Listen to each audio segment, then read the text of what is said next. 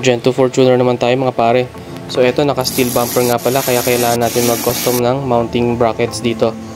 Ito nga pala nung na-install na, gumamit nga pala tayo dito ng additional relay para magkaroon din siya ng passing light na function. So kita nyo, patag naman yung kanyang cutoff, pantay na pantay yan parehas. Ang kagandahan pala nitong 3000 Kelvin, mas kita nyo siya kapag ka-foggy o kaya maulan sa kalsada. Bagay na bagay din nga pala itong 3000 Kelvin sa mga off-road vehicles. So lux test tayo at 8 meters, umabot siya ng almost 700 lux. Yung kanyang headlight nasa 400 lux lang po yan.